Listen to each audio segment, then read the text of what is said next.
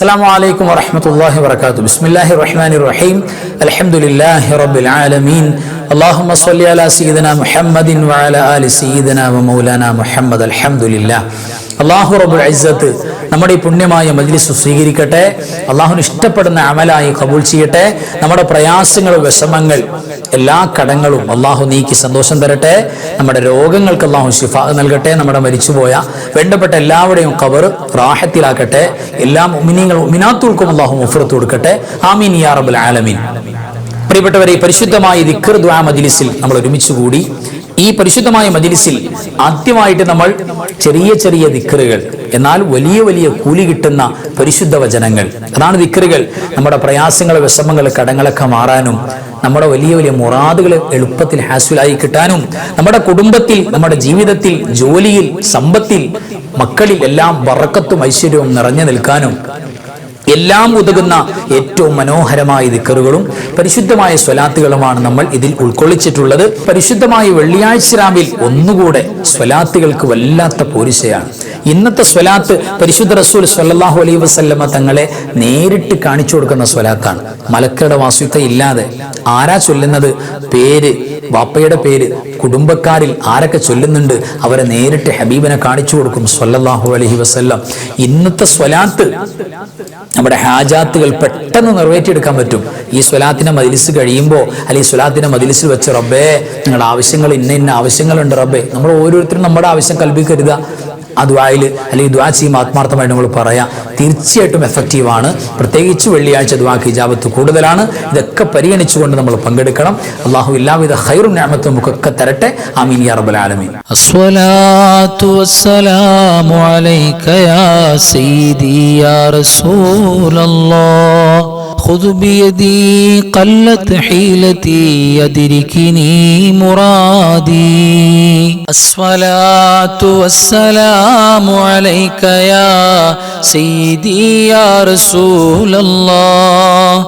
خذ بيدي قلت حيلتي أدركني مرادي. الصلاة والسلام عليك يا سيدي يا رسول الله. خذ بيدي قلت حيلتي أدركني مرادي. الصلاة والسلام عليك يا سيدي يا رسول الله. خذ بيدي قلت حيلتي أدركني مرادي. الصلاة والسلام عليك يا سيدي يا رسول الله. خذ بيدي قلت حيلتي أدركني مرادي. إلهي لست للفردوس أهلا ولا أقوى على نار الجحيم. فهب لي توبة واغفر ذنوبي فإنك غافر الذنب العظيم. إلهي لست للفردوس أهلا ولا أقوى على نار الجحيم. فهب لي توبة واغفر ذنوبي فإنك غافر الذنب العظيم. إلهي لست للفردوس أهلا ولا أقوى على نار الجحيم. فهب لي توبة واغفر ذنوبي فإنك غافر الذنب العظيم. إلهي لست للفردوس أهلا ولا أقوى على نار الجحيم. فهب لي توبة واغفر ذنوبي فإنك غافر الذنب العظيم.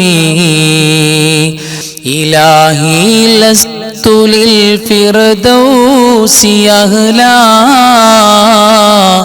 ولا قوى على نار الجحيم فهب لي توبة واغفر ذنوبي فإنك غافر الذنب العظيم يا رب يا نور يا حق يا مبين يا رب يا نور يا حق يا مبين يا رب يا نور يا حق يا مبين يا رب يا نور يا حق يا مبين يا رب يا نور يا حق يا مبين يا رب يا نور يا حق يا مبين يا رب يا نور يا حق يا مبين يا رب يا نور يا حق يا مبين يا رب يا نور يا حق يا مبين يا رب يا نور يا حق يا مبين يا رب يا نور يا حق يا مبين يا رب يا نور يا حق يا مبين يا حي يا قيوم يا دائم يا الله يا حي يا قيوم يا دائم يا الله يا حي يا قيوم يا دائم يا الله يا حي يا قيوم يا دائم يا الله يا حي يا قيوم يا دائم يا الله يا حي يا قيوم يا دائم يا الله يا حي يا قيوم يا دائم يا الله أستغفر الله العظيم إنه كان غفارا أستغفر الله العظيم إنه كان غفارا أستغفر الله العظيم إنه كان غفارا أستغفر الله العظيم إنه كان غفارا أستغفر الله العظيم إنه كان غفارا أستغفر الله العظيم إنه كان غفارا أستغفر الله العظيم إنه كان غفارا أستغفر الله العظيم إنه كان غفارا اللهم إني أسألك العفو والعافية والمعافاة الدائمة في الدنيا والآخرة اللهم إني أسألك العفو والعافية والمعافاة الدائمة في الدنيا والآخرة اللهم إني أسألك العفو والعافية والمعافاة الدائمة في الدنيا والآخرة اللهم إني أسألك العفو والعافية والمعافاة الدائمة في الدنيا والآخرة لا إله إلا أنت سبحانك إني كنت من الظالمين لا إله إلا أنت سبحانك إني كنت من الظالمين لا إله إلا أنت سبحانك إني كنت من الظالمين لا إله إلا أنت سبحانك إني كنت من الظالمين لا إله إلا أنت سبحانك إني كنت من الظالمين لا إله إلا أنت سبحانك إني كنت من الظالمين لا إله إلا أنت سبحانك إني كنت من الظالمين اللهم اغفر للمؤمنين والمؤمنات والمسلمين والمسلمات الأحياء منهم والأموات إنك مجيب الدعوات. اللهم اغفر للمؤمنين والمؤمنات والمسلمين والمسلمات الأحياء منهم والأموات إنك مجيب الدعوات. اللهم اغفر للمؤمنين والمؤمنات والمسلمين والمسلمات الأحياء منهم والأموات إنك مجيب الدعوات. اللهم اغفر للمؤمنين والمؤمنات والمسلمين والمسلمات الأحياء منهم والأموات إنك مجيب الدعوات. اللهم اغفر للمؤمنين والمؤمنات والمسلمين والمسلمات الأحياء منهم والأموات إنك مجيب الدعوات. اللهم احفظنا يا حفيظ من جميع البلايا والأعداء والأمراض. اللهم احفظنا يا حفيظ من جميع البلايا والأعداء والأمراض. اللهم احفظنا يا حفيظ من جميع البلايا والأعداء والأمراض. اللهم احفظنا يا حفيظ من جميع البلايا والأعداء والأمراض.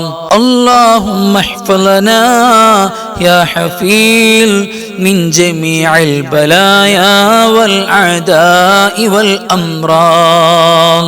يا ذا الجلال والإكرام يا ذا الجلال والإكرام يا ذا الجلال والإكرام يا ذا الجلال والإكرام يا ذا الجلال والإكرام يا ذا الجلال والإكرام يا ذا الجلال والإكرام يا ذا الجلال والإكرام يا ذا الجلال والإكرام يا ذا الجلال والإكرام يا ذا الجلال والإكرام يا ذا الجلال والإكرام يا ذا الجلال والإكرام يا ذا الجلال والإكرام. لا إله إلا الله الملك الحق المبين محمد رسول الله صادق الوعد الأمين. لا إله إلا الله الملك الحق المبين محمد رسول الله صادق الوعد الأمين. لا إله إلا الله الملك الحق المبين محمد رسول الله صادق الوعد الأمين. لا إله إلا الله الملك الحق المبين محمد رسول الله صادق الوعد الأمين. لا إله إلا الله الملك الحق المبين محمد رسول الله صادق الوعد الأمين. لا إله إلا الله الملك الحق المبين محمد رسول الله صادق الوعد الأمين. اللهم إنا نعوذ بك من الكفر والفقر والنفاق وعذاب القبر. اللهم إنا نعوذ بك من الكفر والفقر والنفاق وعذاب القبر. اللهم إنا نعوذ بك من الكفر والفقر والنفاق وعذاب القبر. اللهم إنا نعوذ بك من الكفر والفقر والنفاق وعذاب القبر. اللهم إنا نعوذ بك من الكفر والفقر والنفاق وعذاب القبر. كفاك ربك كم يكفيك واكفة كف كافها ككمي إن كان منك لك تكر كرا ككر الكر في كبدي تحكيم سكسكة كلت لك الكلكا كفاك ما بكفا كالكاف قربته يا كوكبا كان تحكي كوكب الفلكا كفاك ربك كم يكفيك واكفة كيف كافوها ككمي إن كان منك لك تكر كرا ككر الكر في كبدي تحكيم سكسكة كلت لك الكلكا كفاك ما بكفا كالكاف قربته يا كوكبا كان تحكي كوكب الفلكا كفاك ربك كم يكفيك واكفة كيف كافوها ككمي إن كان منك لك تكر كرا ككر الكر في كبدي تحكيم سكسكة كلت لك الكلكا كفاك ما بكفا كالكاف قربته يا كوكبا كان تحكي كوكب الفلكا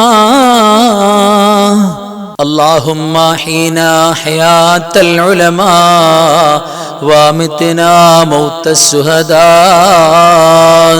اللهم حين حياة العلماء ومتنا موت الشهداء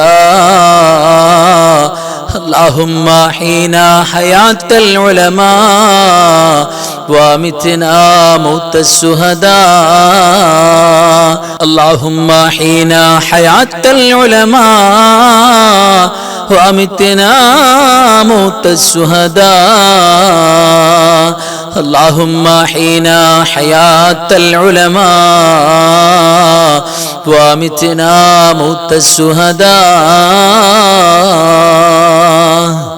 ربنا هب لنا من أزواجنا وذرياتنا قرة أعين واجعلنا للمتقين إماما ربنا هب لنا من أزواجنا وذرياتنا قرة أعين واجعلنا للمتقين إماما ربنا هب لنا من أزواجنا وذرياتنا قرة أعين واجعلنا للمتقين إماما ربنا هب لنا من أزواجنا وذرياتنا قرة أعين واجعلنا للمتقين إماما ربنا هب لنا من أزواجنا وذرياتنا قرة أعين واجعلنا للمتقين إماما ربنا آتنا في الدنيا حسنة وفي الآخرة حسنة وقنا عذاب النار ربنا آتنا في الدنيا حسنة وفي الآخرة حسنة وقنا عذاب النار ربنا آتنا في الدنيا حسنة وفي الآخرة حسنة وقنا عذاب النار ربنا آتنا في الدنيا حسنة وفي الآخرة حسنة وقنا عذاب النار ربنا آتنا في الدنيا حسنة وفي الآخرة حسنة وقنا عذاب النار ربنا آتنا في الدنيا حسنة وفي الآخرة حسنة وقنا عذاب النار اللهم صل على سيدنا محمد وعلى آل سيدنا محمد كما صليت على إبراهيم وعلى آل إبراهيم وبارك على سيدنا محمد وعلى آل سيدنا محمد كما باركت على إبراهيم وعلى آل إبراهيم في العالمين إنك حميد مجيد اللهم صل على سيدنا محمد وعلى آل سيدنا محمد كما صليت على إبراهيم وعلى آل إبراهيم وبارك على سيدنا محمد وعلى آل سيدنا محمد كما باركت على إبراهيم وعلى آل إبراهيم في العالمين إنك حميد مجيد اللهم صل على سيدنا محمد وعلى آل سيدنا محمد كما صليت على إبراهيم وعلى آل إبراهيم وبارك على سيدنا محمد وعلى آل سيدنا محمد كما باركت على إبراهيم وعلى آل إبراهيم في العالمين إنك حميد مجيد اللهم صل صلاة كاملة وسلم سلاما تاما على سيدنا محمد الذي تنحل به العقد وتنفرج به الكرب وتقضى به الحوائج وتنال به الرغائب وحسن الخواتم ويستسقى الغمام بوجهه الكريم وعلى آله وصحبه في كل لمحة ونفس بعدد كل معلوم لك اللهم صل صلاة كاملة وسلم سلاما تاما على سيدنا محمد الذي تنحل به العقد وتنفرج به الكرب وتقضى به الحوائج وتنال به الرغائب وحسن الخواتم ويستسقى الغمام بوجهه الكريم وعلى آله وصحبه في كل لمحة ونفس بعدد كل معلوم لك اللهم صل صلاة كاملة وسلم سلاما تاما على سيدنا محمد الذي تنحل به العقد وتنفرج به الكرب وتقضى به الحوائج وتنال به الرغائب وحسن الخواتم ويستسقى الغمام بوجهه الكريم وعلى آله وصحبه في كل لمحة ونفس بعدد كل معلوم لك اللهم صل وسلم وبارك على سيدنا محمد الفاتح لما أغلق والخاتم لما سبق والناصر الحق بالحق والهادي إلى صراطك المستقيم صلى الله عليه وعلى آله حق قدره ومقداره العظيم اللهم صل وسلم وبارك على سيدنا محمد الفاتح لما أغلق والخاتم لما سبق والناصر الحق بالحق والهادي إلى صراطك المستقيم صلى الله عليه وعلى آله حق قدره ومقداره العظيم اللهم صل وسلم وبارك على سيدنا محمد الفاتح لما أغلق والخاتم لما سبق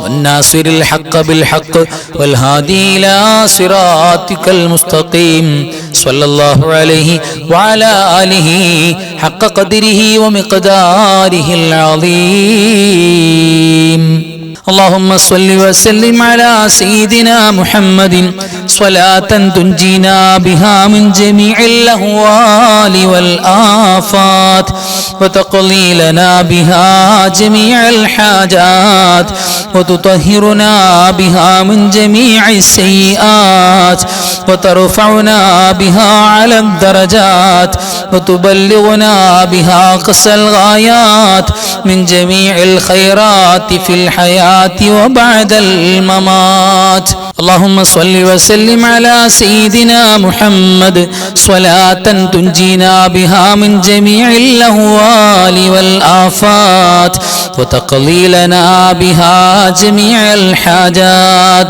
وتطهرنا بها من جميع السيئات وترفعنا بها على الدرجات وتبلغنا بها أقصى الغايات من جميع الخيرات في الحياة وبعد الممات. اللهم صل وسلم على سيدنا محمد صلاة تنجينا بها من جميع الأهوال والآفات وتقضي لنا بها جميع الحاجات وتطهرنا بها من جميع السيئات وترفعنا بها على الدرجات وتبلغنا بها أقصى الغايات من جميع الخيرات في الحياة وبعد الممات. اللهم صل وسلم على سيدنا محمد عدد ما في علم الله صلاة دائمة بدوام ملك الله. اللهم صل وسلم على سيدنا محمد عدد ما في علم الله صلاة دائمة بدوام ملك الله. اللهم صل وسلم على سيدنا محمد عدد ما في علم الله صلاة دائمة بدوام ملك الله. اللهم صل وسلم على سيدنا محمد عدد ما في علم الله صلاة دائمة بدوام ملك الله. اللهم صل وسلم على سيدنا محمد عدد ما في علم الله صلاة دائمة بدوام ملك الله. اللهم صل وسلم على سيدنا محمد عدد ما في علم الله صلاة دائمة بدوام ملك الله. اللهم صل على النور واهله اللهم صل على النور واهله اللهم صل على النور واهله اللهم صل على النور واهله اللهم صل على النور واهله اللهم صل على النور واهله اللهم صل على النور واهله اللهم صل على النور واهله اللهم صل على النور واهله. اللهم صل على محمد يا رب صل عليه وسلم. اللهم صل على محمد يا رب صل عليه وسلم.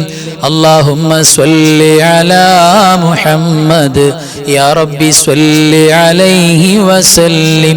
اللهم صل على محمد يا رب صل عليه وسلم. اللهم صل على محمد يا رب صل عليه وسلم. അൽഹംദുലില്ലാ. ഇനി നമുക്ക് സൂറത്ത് മുൽക്ക് പാരായണം ചെയ്യാം. ബിസ്മില്ലാഹിർ റഹ്മാനിർ റഹീം.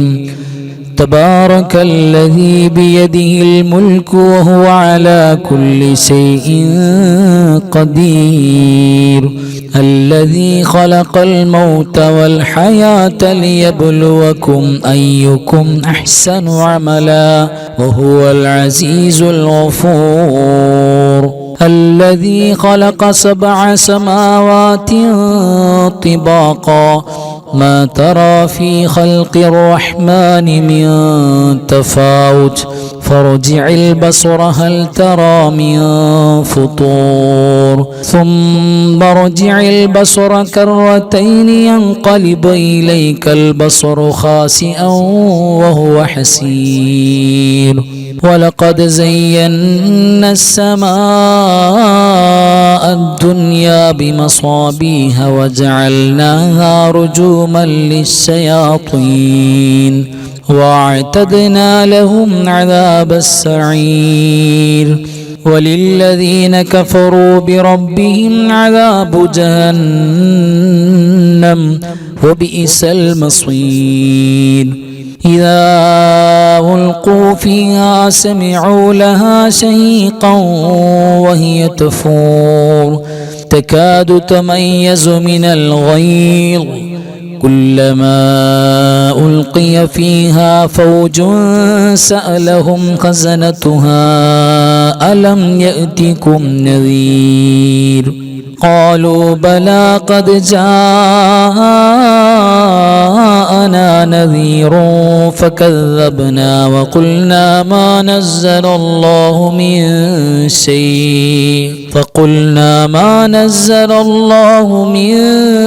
شيء إن أنتم إلا في ضلال كبير وقالوا لو كنا نسمع أو نعقل ما كنا في أصحاب السعير فاعترفوا بذنبهم فسحقا لأصحاب السعير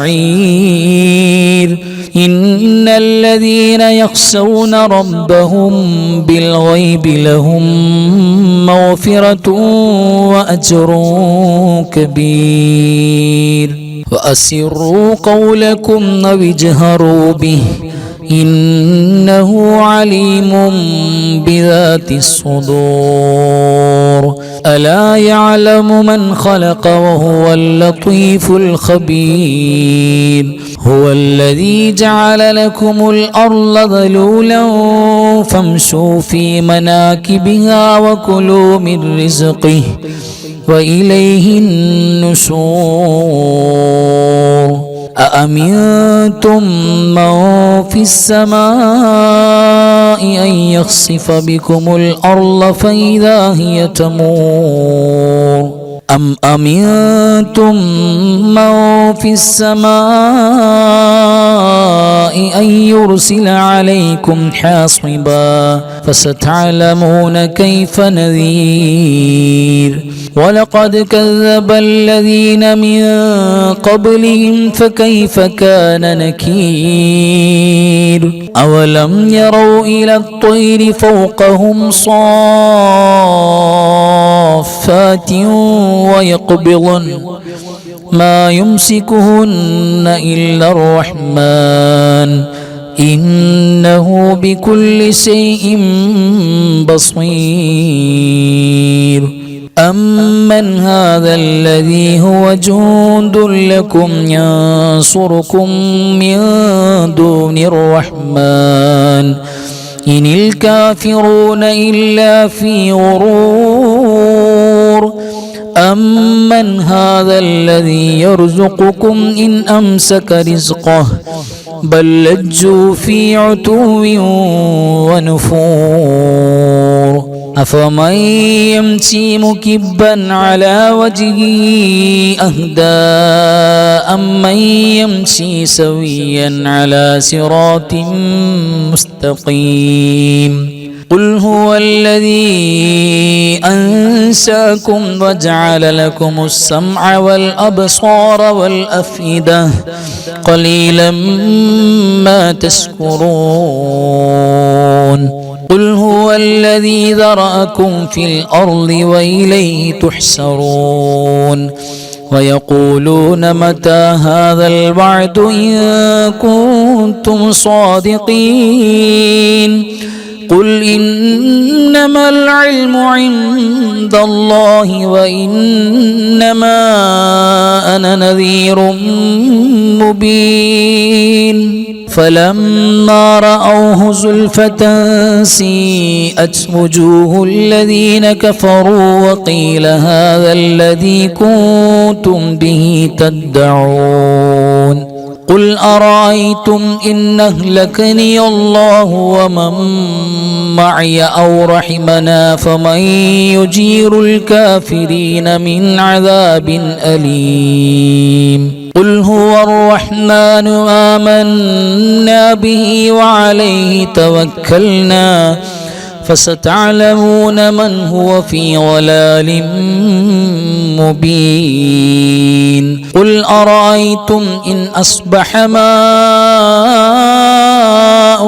غورا فمن يأتيكم بماء معين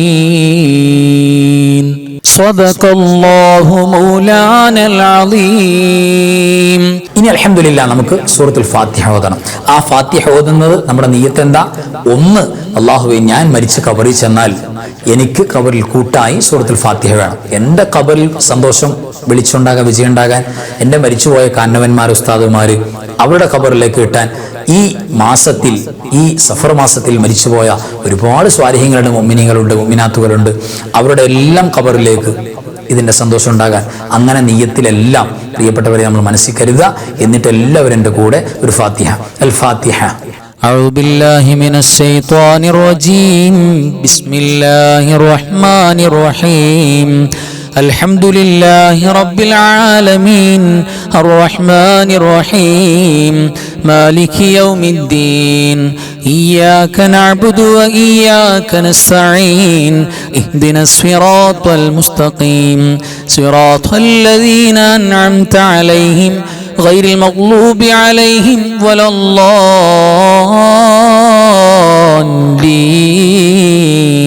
الضالين آمين. بسم الله الرحمن الرحيم قل هو الله أحد الله الصمد لم يلد ولم يولد ولم يكن له كفوا أحد. بسم الله الرحمن الرحيم قل هو الله أحد الله الصمد لم يلد ولم يولد ولم يكن له كفوا أحد.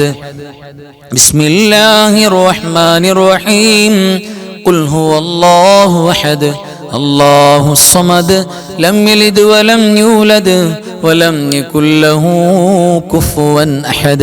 بسم الله الرحمن الرحيم قل أعوذ برب الفلق من شر ما خلق ومن شر غاسق إذا وقب ومن شر النفاثات في العقد ومن شر حاسد إذا حسد.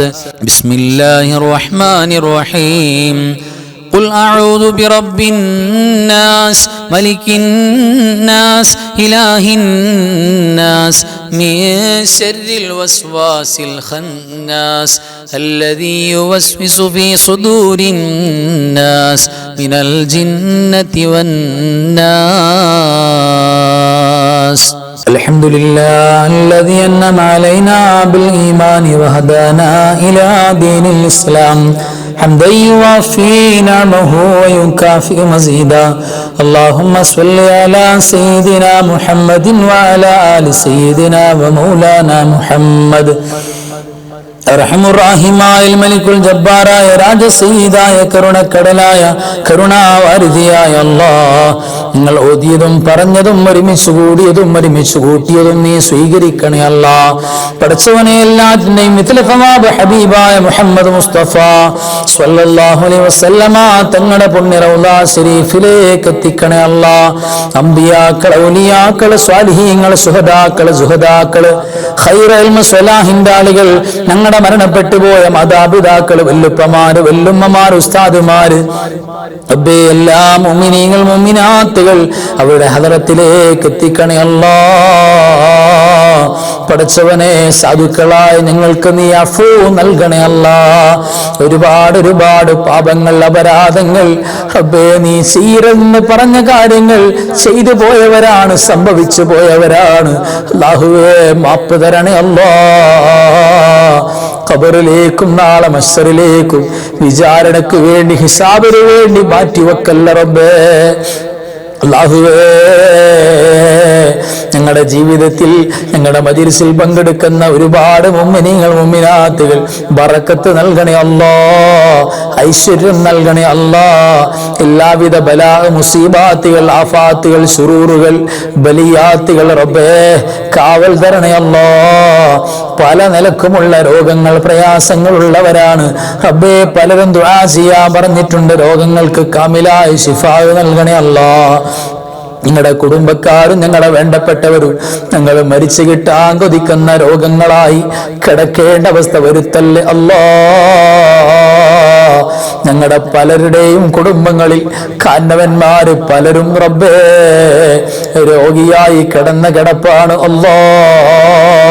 ഷാഫിയായ കാഫിയായ മാഫിയായ റബ്ബേ സന്തോഷം കൊടുക്കണേ അല്ലാ, റാഹത്ത് കൊടുക്കണേ അല്ലാ. മരിച്ചുപോയി ഞങ്ങളുടെ വേണ്ടപ്പെട്ട എല്ലാവർക്കും നീ സ്വർഗം കൊടുക്കണേ അല്ലാ. പ്രത്യേകിച്ച് ഞങ്ങളുടെ മാതാപിതാക്കള് ഞങ്ങളുടെ ഉസ്താദുമാര് പലരും ഖബറിലാണ് റബ്ബേ. ഖബർ നീ സ്വർഗത്തിന്റെ ആനന്ദമുള്ള ഖബറാക്കണേ അല്ലാ. റബ്ബേ ഇന്നല്ലെങ്കിൽ നാളെ, ഈ രാത്രി അല്ലെങ്കിൽ നാളെ നേരം വെളുത്തിട്ട് ഞങ്ങളും മരിച്ചു ഖബറി പോകേണ്ടവരാണ്. എപ്പോഴാണ് മരണമെന്നറിഞ്ഞൂടെ റബ്ബേ. അല്ലാഹുവേ നിന്റെ പൊരുത്തത്തിൽ ഞങ്ങൾക്ക് ദീർഘായുസ്സ് ആഫിയത്തോടെ നൽകണേ അല്ലാ.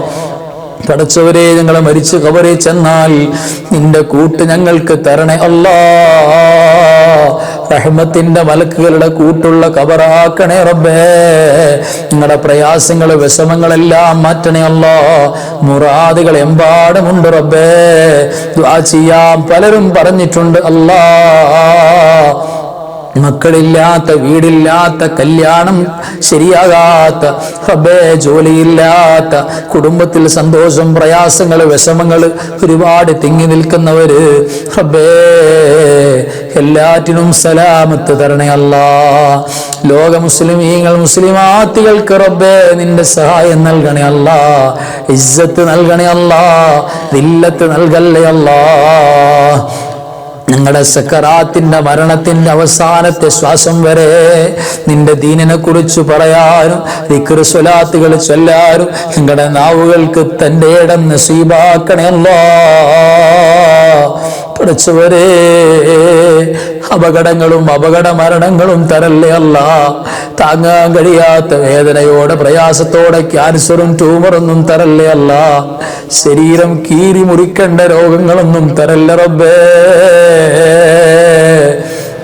അവസാനം ലാ ഇലാഹ ഇല്ലല്ലാഹ് എന്ന് പറഞ്ഞിട്ട് മുഅ്മിനീങ്ങൾ മരിക്കുന്ന പോലെ നെറ്റി വിയർത്ത് മരിക്കാൻ ഞങ്ങൾക്ക് തൗഫീഖ് നൽകണേ അല്ലാഹ്.